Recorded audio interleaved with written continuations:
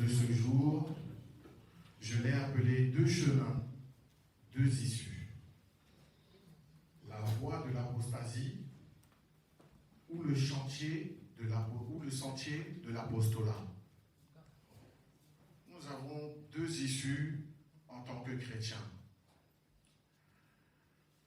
Et je ne donne pas la leçon, mais j'explique souvent que nous nous trompons dans le combat. Dans la première lecture que nous avons lue,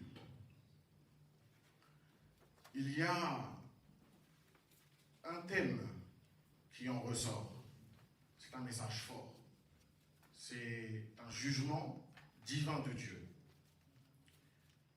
Et ça aborde différentes thématiques clés qui nous permettent en fait de savoir là où nous voulons être. Ce qui nous permet de savoir, lorsque l'on fait un examen de conscience, si nous sommes corrects ou non. J'ai pour habitude de dire que si je partais subitement, là, tout de suite, je suis quasi sûr que vous pourrez multiplier les messes de requiem, les intercessions. Ce n'est pas ce qui rattrapera le tir. Lorsque l'on se comporte mal, lorsque l'on prend les mauvaises décisions et que l'on sait que ce n'est pas bon, nous nous positionnons d'une certaine manière. Le contexte de la première lecture, c'est Ésaïe qui parle au peuple d'Israël, précisément ceux qui sont au nord du royaume. Il annonce un jugement divin de Dieu. Mais il parle particulièrement d'un type particulier d'injustice. C'est l'injustice sociale. L'injustice sociale, lorsque vous prenez la vie que nous menons ici, actuellement, en 2025, nous la vivons. Ceux qui sont du Togo, même ceux qui ne le sont pas, si vous suivez les réseaux, vous savez qu'en ce moment, c'est très difficile pour nos frères et nos sœurs là-bas. Pour les chrétiens qui vont dans les îles, ils savent aussi que c'est très difficile pour nos frères et nos sœurs là-bas. Mais c'est aussi très difficile pour nous aussi. Il y a une chose que Dieu a en horreur. C'est ceux qui commettent l'injustice envers les plus faibles. Lorsque vous voyez, alors c'est vrai que dans les passages bibliques, on va nous parler de l'orphelin et nous avons très peu d'orphelins parmi nous ici en France. Mais nous avons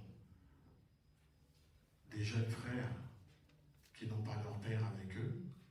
Nous avons des jeunes sœurs qui n'ont pas leur mère avec eux. Quelle est la manière dont nous nous comportons envers eux? Lorsque vous comparez souvent, on va avoir une manière d'être avec une personne parce qu'on l'apprécie plus qu'une autre. Parce que son faciès est plus agréable que le visage d'un autre.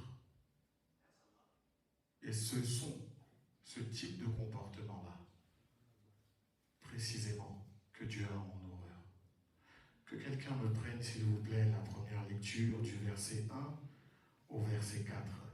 Malheur à ceux qui prononcent des ordonnances cyniques et à ceux qui transcrivent des arrêts injustes. Oui.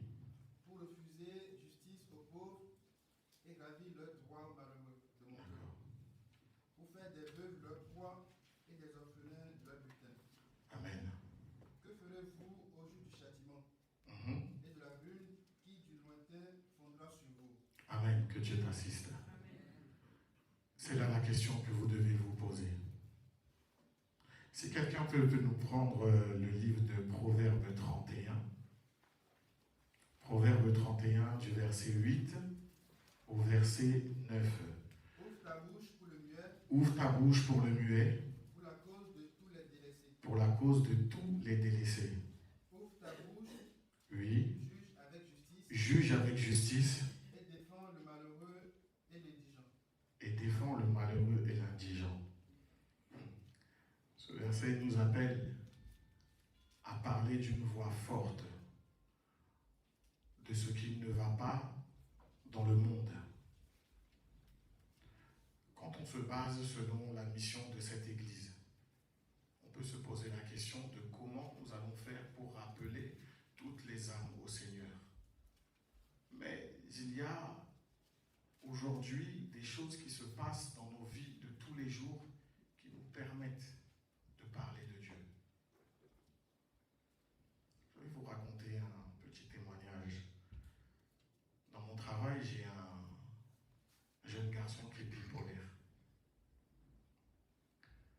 Quand je suis arrivé à ce poste, tout le monde, quasiment, s'est plaint de ce monsieur. Et un jour, sa maman est venue me voir. Elle avait mal au dos, elle est très âgée, elle est très fatiguée. Moi, je pensais que ce jeune homme était né comme ça. Je prends un moment, on parle avec la maman, et elle me dit, vous savez, mon fils, il a le permis. Dans ma tête, je me dis, ah, lui, il a réussi à faire l'auto-école. Comment il tape des cris, comment il insulte les gens, il ouvre la fenêtre la nuit. La maman me dit, quand il a eu 20 ans, il a perdu son frère. Quand il a perdu son frère, on va dire que pour les gens du monde, il a pété les plombs. Mais pour nous, qui sommes spirituels, on sait que celui qui perd son jumeau arrive dans une fréquence du monde dans laquelle nous ne sommes pas. Je dis à sa maman, non, ne vous inquiétez pas, ça va aller. Je vais prier. Elle me dit, ah bon? Je lui dis, oui, madame. Ah, donc ce que les voisins ils disent que vous baladez, oui, oui, madame, on va prier pour votre fils, ne vous inquiétez pas. Et à ce moment-là, dans la conversation, la maman m'explique que lorsqu'elle voit comment le monde s'acharne contre son enfant qui n'a rien fait, il n'a rien fait de mal, il fait peur. Mais une locataire du bâtiment dans lequel je travaille me dit, vous savez, gardien, un jour, il s'appelle David, elle dit un jour, David, il nous a croisés avec ma fille en bas. Il s'est fâché contre moi. Il a crié sur la maman, ramène ta fille à l'hôpital. Ils se sont dit, voilà, ils pètent encore les plombs. Ils sont montés chez eux, ça c'était le matin. Le soir, sa fille se plaint de mal de ventre. La maman, elle essaye de calmer, donne un peu de spasme, tout ça. Ça passe pas. Et là, sa fille dit, si on allait à l'hôpital, elle n'a pas pensé à David. Elle a dit, si on allait à l'hôpital. Ils sont partis à l'hôpital. Et là, le médecin, il dit, vous avez très bien fait de la ramener. Elle est en pleine crise d'appendicite. Voilà une personne qui aurait dû, normalement, crier tout haut à tout son bâtiment ce que David a fait pour elle. Mais comme le monde entier regarde ce garçon comme quelqu'un de bizarre et non comme quelqu'un de particulier, comme quelqu'un de bizarre. Maintenant, on va retourner un peu la situation. Imaginez que là, tout de suite, un prophète en qui vous avez entièrement confiance. Pas un qui parle, vous dites, ouais, mais non. Un en qui vous avez pleinement confiance. Il vous dit, toute la semaine, tu vas aller en soutane au boulot, en transport en commun. Qu'est-ce que tu fais? Pourquoi tu vas passer devant les gens qui vont te filmer,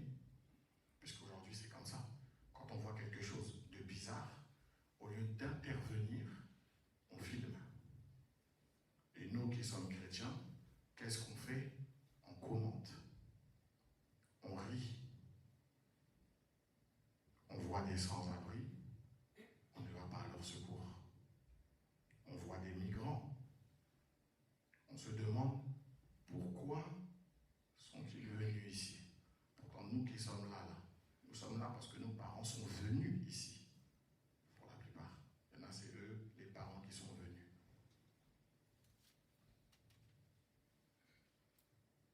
C'est de cette injustice-là.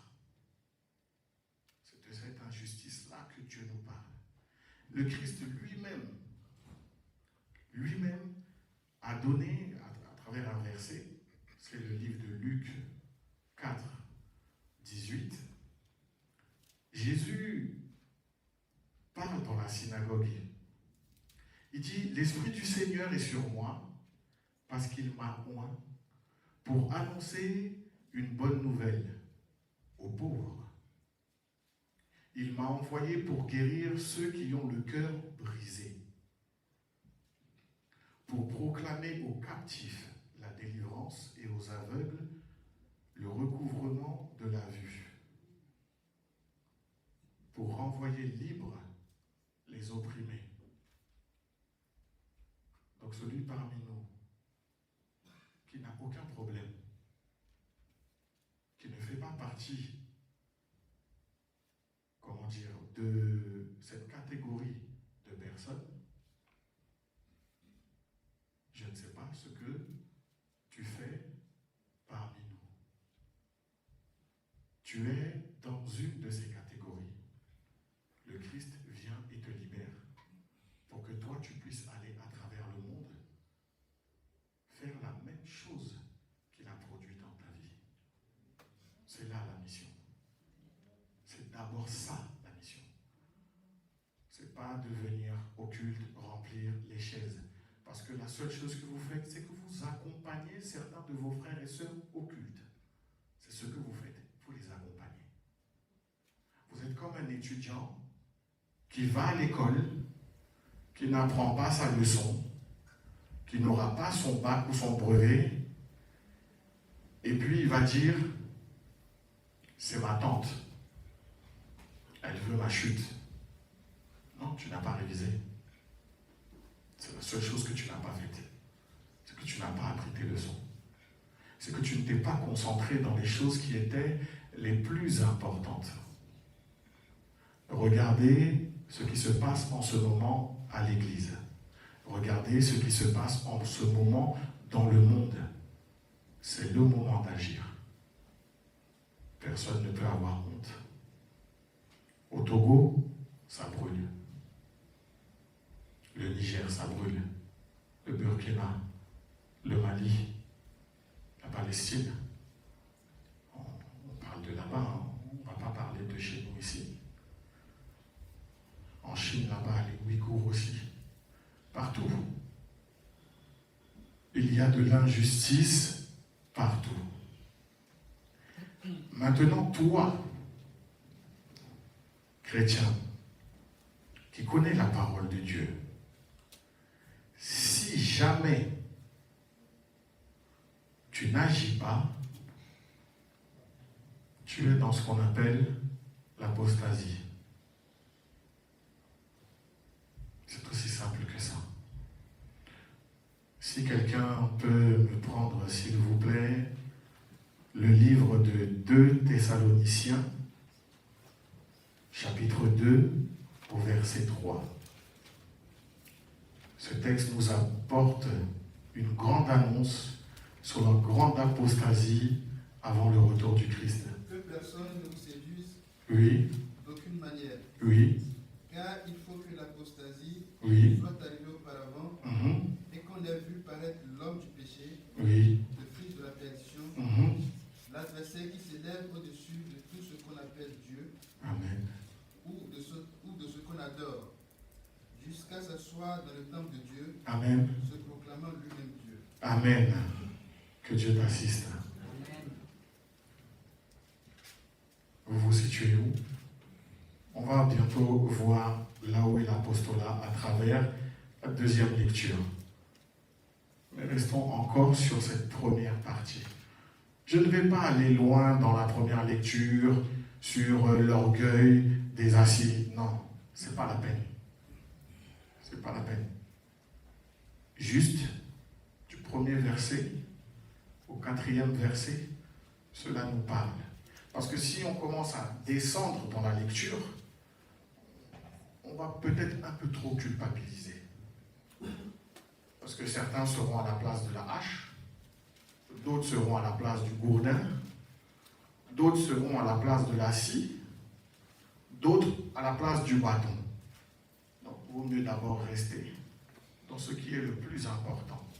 C'est de pouvoir identifier là où il y a une occasion de chute. L'un des premiers renseignements que j'ai appris à l'époque à Terre Promise, c'était que quand tu tombes et que tu te relèves, tu ne dois pas regarder là où tu es tombé, tu dois regarder derrière là où tu as commencé à trébucher. Sinon, lorsque tu passeras sur la même route, tu tomberas encore. Et là, tu verras des personnes à qui tu as dit « Attention, là-bas, tu peux tomber ». Eux, ils ne tombent pas. Toi, tu tombes. Et à ce moment-là, on regarde, on dit « Lui, il est béni ». Non, il n'est pas béni, il est concentré. Il est juste concentré. Je le répète tout le temps, une personne qui travaille, qui a un emploi, si tu ne vas pas au travail, tu n'as pas ton salaire en entier. Ce n'est pas des sciences, ce n'est pas des maths, c'est simple. Donc avec le Seigneur, il explique que si tu fais ce que je te demande, quand je te le demande, tu es béni. Amen. Si tu ne le fais pas, comme je te le demande, tu luttes. Voilà pourquoi cette paroisse fait partie des grandes paroisses en termes d'enseignement. Mais pourtant, on galère encore. On galère encore. Des fois, on veut s'enrichir. Mais ce n'est pas ce que Dieu te demande. Moi, personnellement, je voulais être riche jusqu'à vendredi. Devant Dieu, devant les hommes, j'ai regardé une vidéo du chanteur Taiki. Ce chanteur qui a un succès demande à tout le monde, à tous ceux qui sont fans de lui, de prier pour lui. Parce qu'il sait aujourd'hui, il a un enfant, et du coup, il veut voir son enfant grandir. Il veut voir son enfant réussir. Il veut avoir un bon impact, un bon impact sur son enfant et la descendance qu'aura son enfant. Lui, il a eu son enfant, mais il n'a pas eu la chance que nous avons. Nous, quand on a un enfant qui vient au monde, 8e jour, on le ramène. S'il ne peut pas venir, on dépose une bougie, il y a des messages pour lui. Les parents qui sont, comment je vais dire ça, inconscients, qui ne savent pas, on leur lit Deutéronome 28. On parle des bénédictions. Moi, souvent, je dis aux gens, on a lu les bénédictions, quand vous rentrez chez vous, lisez le reste. Si vous aimez vos enfants, j'ai bien dit, si vous aimez vos enfants, vous saurez comment vous comporter. Si vous les aimez. Si vous ne les aimez pas, faites ce que vous voulez. Dans tous les cas, quand vous partirez, on dira toujours le même type de phrase qui repose sur le sein d'Abraham, ce qui ne sera pas le cas. Que la terre lui soit légère, la terre sera du béton, du ciment, un bâtiment construit au-dessus de toi, parce que tu n'auras pas fait les bons choix. L'apôtre Paul, dans la deuxième lecture, lui, il nous montre quelque chose de simple et de construit. On sait qui il est. Donc, il se retrouve devant un gouverneur romain qui s'appelle Félix. Il est accusé. Mais comprenez comprenez bien qu'il est accusé à tort. Moi, je me mets à la place des Juifs. J'aurais fait la même chose. Enfin, tu tuais pour nous des chrétiens et un jour, tu te mets de leur côté, tu changes même de nom. Tu boites toujours, mais tu délivres, mais tu boites toujours. Et quand on t'accuse, quand on cherche à faire quelque chose, lui, il parle de la voie qu'il suit. Pas la voie de quelqu'un, la voie, le chemin. Voilà les premiers qui sont en Christ. Ils suivent une voie. Et cette voie-là, l'apôtre Paul nous montre qu'elle va avec automatiquement un comportement. C'est simple. Si tu es quelqu'un de vif là, tu es quelqu'un de violent, tu es quelqu'un de perturbant, tu n'es pas en Christ. C'est biblique. Ne cherchez pas. Si lorsque tu parles, ma soeur, tu vexes ta soeur. Ma soeur, tu vexes ton frère. Mon frère, tu vexes ton frère. Mon frère, tu vexes ta soeur, tu n'es pas en Christ. Parce que l'apôtre Paul, lorsqu'il se retrouve accusé, qu'est-ce qu'il nous montre? C'est qu'il répond calmement. Le chrétien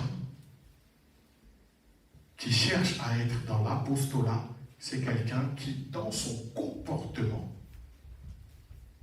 ça reflète sa foi. Son comportement d'abord. Hein? Parce que, bon, tu fais de belles prières. Il y a des gens, quand ils prient, c'est magnifique. Ça peut vous faire pleurer. Nous avons vu, je crois que c'est la semaine dernière, qu'ils ont fait des ratonnades à Gare du Nord, dans les bus, à Gare de l'Est, dans les RER, dans les trains, dans les aéroports. T'es noir, arabe, on t'attrape, on te contrôle. À ce moment-là, qu'est-ce que tu fais? Tu vas prier? C'est parce que la police va entendre ta belle prière qu'ils vont te... Non, c'est ton comportement. Que ce soit lorsque tu vois l'injustice envers quelqu'un d'autre, la manière dont tu vas agir, ou que ce soit la manière dont tu agiras si c'est toi qui subis l'injustice. Si tu te fâches, que ça part en esclandre, que tout un tohu-bohu dans l'endroit où tu te trouves, comment vas-tu expliquer que toi, tu es en Christ? Dieu nous dit qu'il n'aime pas l'injustice. Donc si tu as la foi et que tu subis l'injustice, tu agiras calmement. Parce que tu sais que Dieu est au contrôle de toutes choses. Si même à l'église, tu subis une injustice, reste calme. C'est Dieu que tu pries ou pas? L'apôtre Paul parle en expliquant qu'il prie le Dieu de ses ancêtres. Il ne parle pas nécessairement de son père, de son grand-père, de sa grande-tante, non. Il parle de sa famille spirituelle. Ceux qui ont suivi, ceux qui ont le même comportement que lui. Ceux qui visent l'apostolat, ceux qui visent la paix, ceux qui visent l'amour, ceux qui visent la repentance. Parce qu'il dit qu'il croit en la voie, il croit en la repentance et il croit en la résurrection. Donc, il ne peut pas agir de manière à ce qu'on puisse remettre en doute ses croyances et les croyances de ses anciens. Donc nous tous qui sommes ici, quelle est la manière dont on croit? Quelle est la manière dont on exprime notre croyance dans un langage qui est non verbal?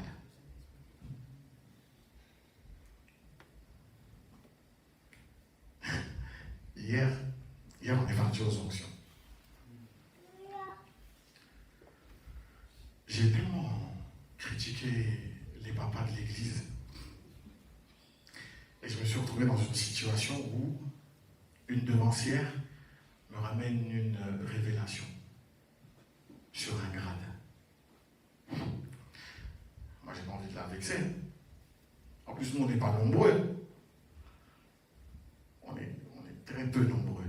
Si elle se vexe et elle part, moi, je fais comment, moi? Elle sait chanter. Moi, je ne sais pas chanter. Je lui dis, le grade que tu as demandé là, ça va poser un problème. Mais on est parti.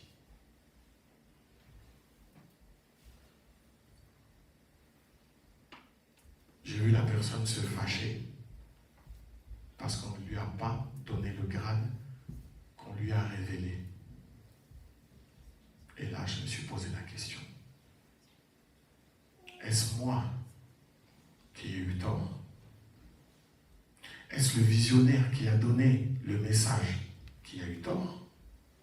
Est-ce que celui qui a discerné le message a eu tort? Ou est-ce le comportement de la personne? Nous sommes là, nous nous sommes préparés, nous sommes en Christ, on est concentrés et on se fâche pour quelque chose qui ne va pas nous empêcher d'œuvrer, pour quelque chose qui ne nous ramène même pas au royaume des cieux. Je ne sais pas si vous vous rendez compte d'aujourd'hui comment nous voyons, nous, notre vie en tant que chrétiens. C'est d'abord le monde. Le monde, c'est important, ça paye les factures. Donc, c'est important. Mais en dehors de ça, on ment, on vole, on pille, on viole, on frappe. Parce que quand vous prenez quelqu'un qui a ses propres problèmes, ses propres difficultés, et que par exemple, toi à l'église, tu vas mal parler à la personne, vous n'imaginez même pas l'impact que ça a dans la vie de cette personne. Cette personne a quitté le monde pour venir dans ce qu'on appelle la maison de Dieu. Et là où il est censé avoir du secours, avoir la paix, être dans une harmonie totale. Nous sommes censés être dans une harmonie totale parce qu'on est tous censés être en Christ. Il n'y a pas de moi je suis français, donc moi je suis français, je suis en Christ français.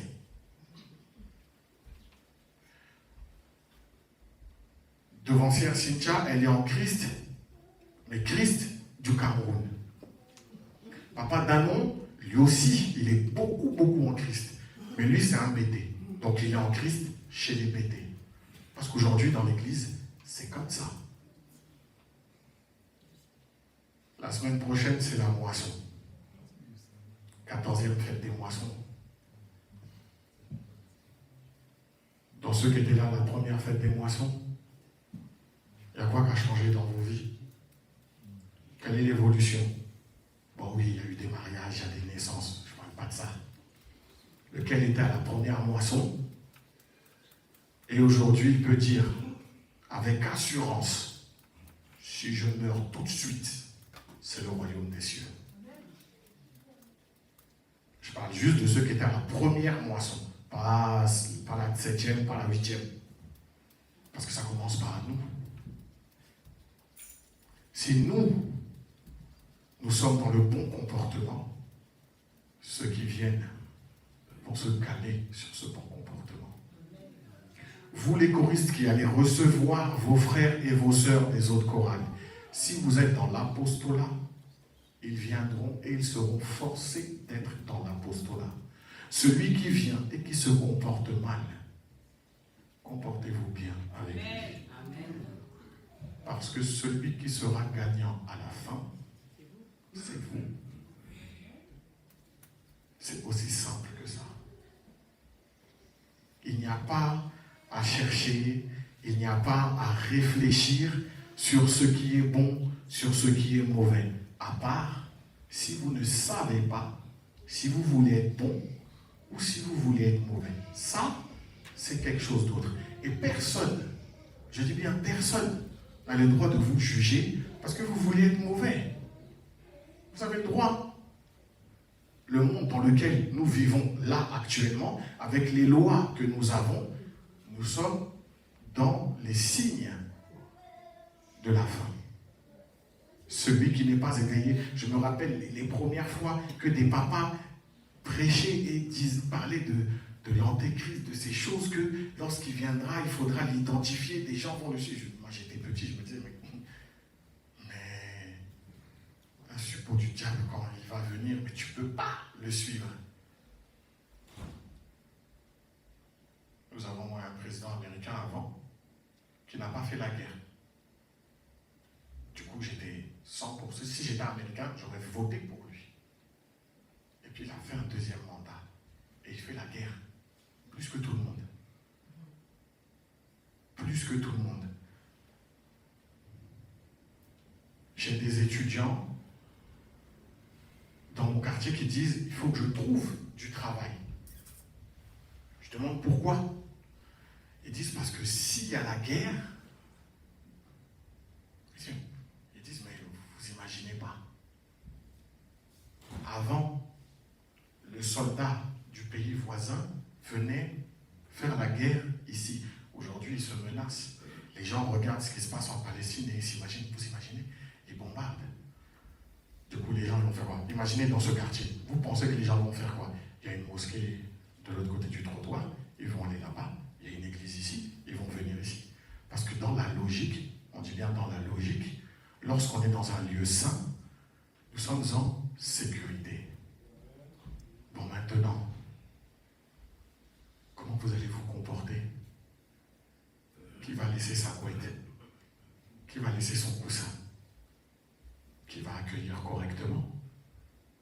Qui va laisser sa nourriture pour autrui? Sous l'excuse qu'il est en Christ. C'est juste ça. C'est pas parce qu'on est bon. C'est pas parce qu'on veut. Ça veut dire que si demain, quelqu'un il est sorti ici, il a eu un voisin qui a dit vous devez retourner dans votre pays et qu'un jour ce voisin vient vous demander du secours à la paroisse, on doit lui ouvrir les bras. On doit l'accueillir. On doit lui donner à manger et à boire. Ça, vous allez à Aulnay-sous-Bois, vous allez voir Papa Elémé, vous lui posez la question. Il a eu des problèmes. Eux aussi sont dans une zone pavillonnaire. Et ils n'ont pas fait les travaux dès le départ comme ici. Hein. Sur les réseaux sociaux, ils étaient insultés. Quand ils se garaient, ils étaient insultés. Mais un jour, l'un des voisins les plus virulents, lui, il a eu un problème. Et vous savez ce qu'ils ont fait? Ils ont prié pour lui. Ils ont prié pour lui. C'est-à-dire que le problème que ce monsieur avait, s'est réglé rapidement. Il ne s'est pas réglé au point que le monsieur pouvait se dire, ça s'est réglé avec le temps. Il savait que c'est parce qu'il est allé à l'église que des gens lui ont expliqué que nous adorons le Dieu de nos pères. Et il va agir dans ta vie. Le monsieur est parti voir tous les voisins. Il faut les laisser tranquilles. Eux, ils sont bien. Il ne faut pas les laisser tranquilles parce qu'ils prient. Il faut les laisser tranquilles parce qu'ils sont bien. Parce que si un jour vous avez des problèmes, c'est gratuit. C'est un comportement. Être un chrétien céleste, vous devez comprendre que c'est un concept. Vous voyez, quand vous voyez un Rastafari, quand vous le voyez, vous savez que lui, il ne mange pas la viande. Le poisson n'est pas frit, c'est bouilli. Vous savez qu'il aime le foot. C'est dans le rastafarisme, c'est ça. Vous savez qu'il fume. Vous le savez. Parce que dès que vous voyez son comportement, vous l'identifiez. Mais le rasta, il attache ses cheveux. Il a une certaine manière de s'habiller. Mais nous ne sommes pas en soutane dehors. Donc nous devons être comme, quand je dis être comme les rastas, je pense qu'on s'est tous compris. Nous devons être d'une manière que lorsqu'on vous voit, on sent que vous êtes dans le train, quelqu'un est mal, il va venir s'asseoir à côté de vous, il va vous parler. Vous allez lui répondre. Que tu sois woli ou pas, que tu connaisses la Bible ou non, ce que tu vas dire à la personne va apaiser la personne. Amen. Et si c'est trop fort pour toi, tu lui dis, je te donne l'adresse, viens prier. Dieu va agir. Amen. Pourquoi? Parce que j'ai la foi. Parce que je suis, quand je dis du verbe suivre, je vais suivre la voie. Je suis dans le même sentier que Christ a emprunté. Parce que Christ, lui, nous a dit quoi? Moi, je m'en vais au Père. Donc, tout ce que vous allez demander en mon nom, vous allez l'obtenir. Amen. C'est ça, la base de tout. Amen. Vous devez comprendre une chose. C'est que l'apostasie, c'est un danger spirituel réel. Si vous n'êtes pas dans la paix, de grâce, je vous en supplie. Je ne sais pas pour vous, mais moi, là, au mois d'avril, quand j'étais aux Antilles, ma fille, elle a pris mon téléphone, elle a mis un TikTok.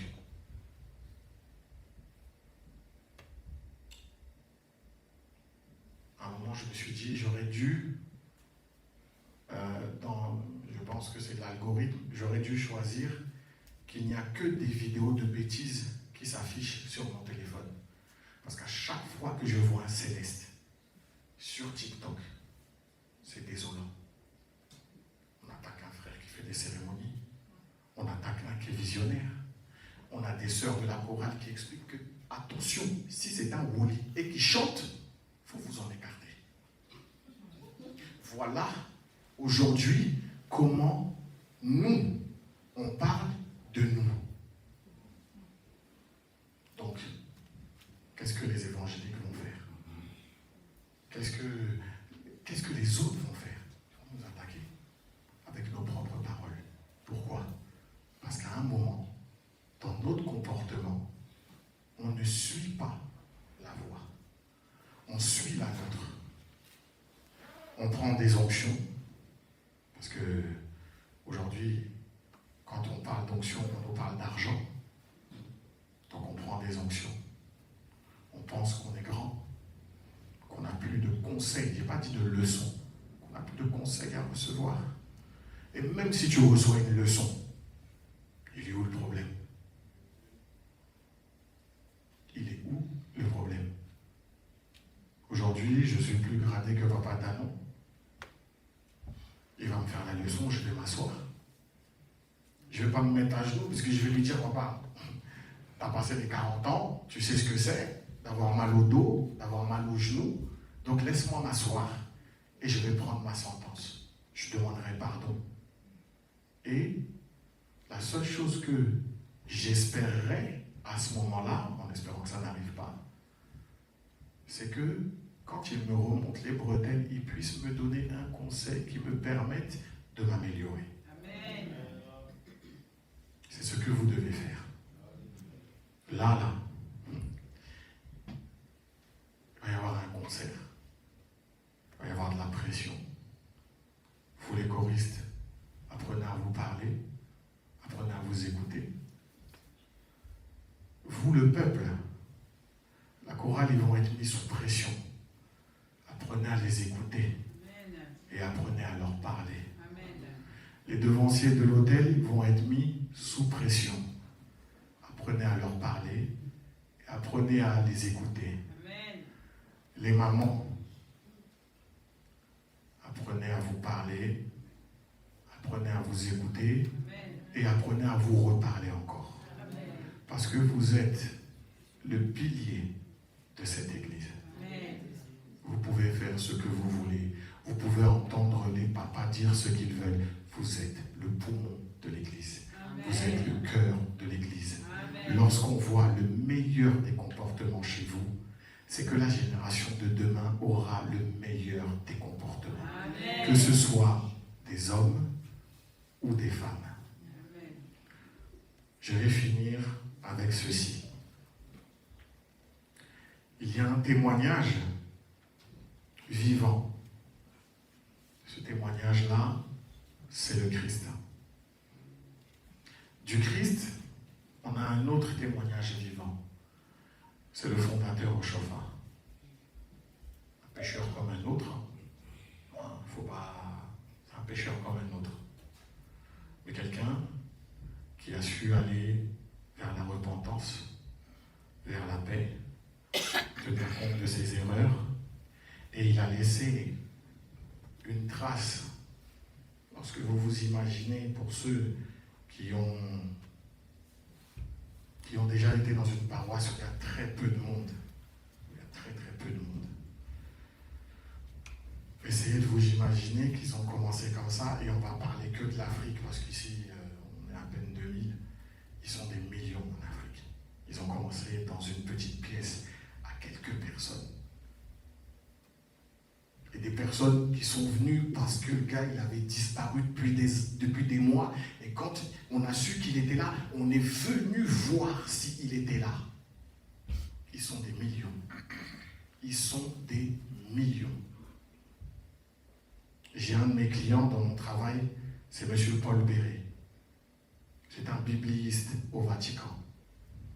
Lorsque un cardinal, peu importe, quelqu'un crée une thèse, ça passe par lui. Il est gabonais. Quand j'ai connu ce monsieur, il était sage, d'apparence. Je l'ai pris 3-4 fois. Un jour, je le prends, il me dit, ouais, Daisy, on va aller chercher une dame. Je me suis dit, voilà, un bandit comme les autres. Et je les écoutais parler. On a fait Paris-Roissy. Je me dis, oh, il parle de trésorerie, il parle de secrétariat. J'ai l'impression d'entendre des papas de l'église parler. Donc j'attends qu'on arrive à Roissy comme ça. Si je lui parle et qu'il m'envoie balader, c'est pas grave, on est arrivé. Je dis, ah, monsieur Béret, excusez-moi, vous faites quoi dans la vie? Il me dit, ah, je suis bibliste. Moi, il me dit bibliste, je me dis, il vend des bibles. Je ne connais pas, donc je lui demande, c'est quoi bibliste? Il m'explique. Je dis, ah. Il me dit, ouais, je suis au Vatican. Je dis, au Vatican? Au Vatican. Il me dit, oui. Il me dit, mais pourquoi? Je lui dis, ah, moi je suis d'une église, j'explique difficilement. Je dis, ouais, on marche pieds nus. Il dit, ah, t'es céleste? Je lui dis, oui. Il dit, ma soeur, elle est céleste. Amen. C'est une senior maman. Il me dit, Daisy, l'église du christianisme céleste est la plus grande église chrétienne du monde. Amen. Je lui dis, pourquoi? Parce que là, je me dis, lui, il fait la palacou. Il me dit, au Vatican, ils disent que c'est l'église qui a moins d'un siècle qui a converti le plus de monde sans violence. Amen. Voilà pourquoi ce monsieur qui, il vous montre des photos de repas avec le pape, etc., etc. Il fallait voir. Le monsieur il me montre et dit, regarde le Vatican. Ça m'a fait rire. Tous les portraits, là où les papes ils sont là, tous les portraits de Jésus, de Marie, sont tous noirs. Oui, il m'a dit, c'est nous que ça gêne. Ce qui fait que j'ai commencé à changer moi-même, non pas simplement mon regard, mais mes paroles envers l'Église catholique. Parce qu'avant, mes paroles, elles étaient très négatives. Et ce monsieur m'a dit, vous devez prendre comme combat le fait de mettre la paix autour de vous. Plus il y aura la paix, plus vous serez nombreux. Plus il y aura la paix, plus dans le nombre, lorsque le diable va s'immiscer, vous le voyez tout de suite. Parce qu'il n'aura aucune porte de sortie. Ni les devanciers, ni les visionnaires, ni les choristes, ni l'argent, ni les grades, ni les postes. Il y aura la paix partout. Amen. Pas parce qu'on est dans un monde idyllique, mais tout simplement parce que vous avez appris que là où règne l'injustice, l'apostasie s'installe. Car on rejette la vérité, on opprime les faibles, on s'éloigne de la volonté de Dieu, mais là où la justice est honorée, la foi véritable s'exprime, l'amour agit, la présence de Dieu dans la postérité divine, elle se manifeste. Amen. La justice n'est pas seulement un principe moral, mais c'est le reflet vivant de la foi que vous avez en Christ. Amen. C'est aussi simple que ça. Je vais demander à la chorale, s'il vous plaît.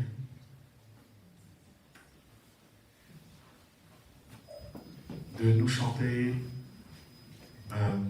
le cantique « Jésus, je croirai en toi ».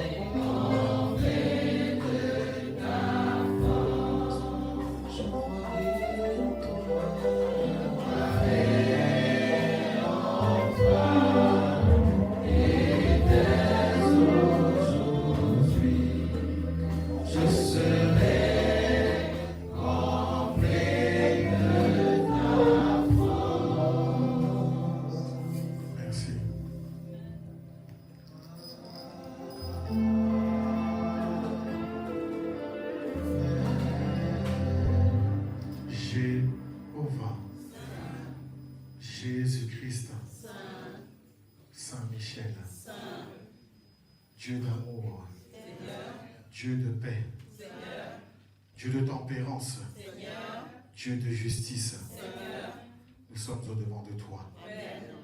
Cette paroisse, Seigneur, que tu as montée de toutes pièces, tu as révélé, Père éternel, que cette paroisse serait un phare pour ce monde.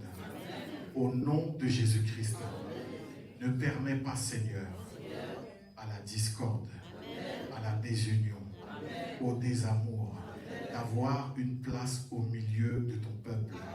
Tu es notre Dieu. Nous sommes dans l'apostolat. Nous le prophétisons. Nous disons que nous sommes dans l'amour. Au nom de Jésus-Christ, que Père éternel, Dieu Tout-Puissant, la force, Père éternel, le zèle, Père éternel, qu'ont eu nos pères dans l'ancien temps, soit notre partage. Que nous soyons dans l'unité, que nous soyons dans l'amour